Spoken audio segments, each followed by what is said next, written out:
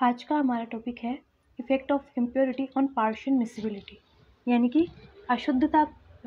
अगर हम कुछ और सब्सटेंस मिलाएं किसके अंदर, पार्शियल मिसिबल लिक्विड्स के अंदर, तो उसका क्या इफेक्ट पड़ेगा वो हम देखेंगे आज की क्लास में। देखो, अगर हम इम्प्योरिटी मिलाते हैं, when a third substance यानी कि impurity is added to a system of partial miscible liquids, या partial miscible liquids के अंदर हम कोई तीसरा सब्सटेंस जोड़ते हैं जिसको हम impurity बोलेंगे, तो it can increase or decrease their mutual solubility depending on its solubility behavior with each liquid।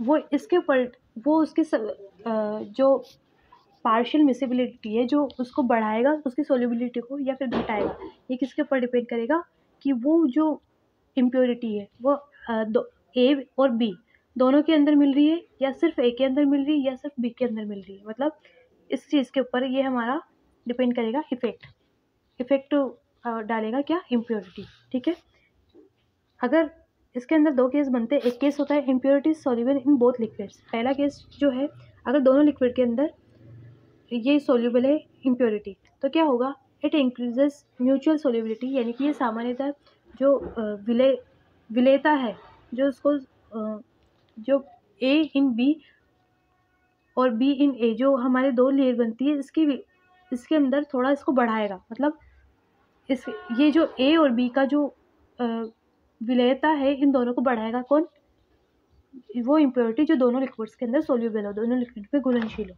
जैसे कि इथेनॉल एडेड टू फिनोल और वाटर, इथेनॉल इन दोनों के अंदर घुलनशील होता है, तो इन दोनों की सोल्यूबिलिटी को ये बढ़ाएगा। लेकिन अगर इम्प्योरिटी केवल एक लिक्विड में सोल्यूबल हो, तो ये म्यूचुअल सोल्यूबिलिटी, यानी कि जो पार्शियल मिसिबल लिक्विड्स के अंदर की जो विलेयता होती है उसको घटाता है, क्या, इम्प्योरिटी, अगर वो किसी एक लिक्विड के अंदर सोल्यूबल हो।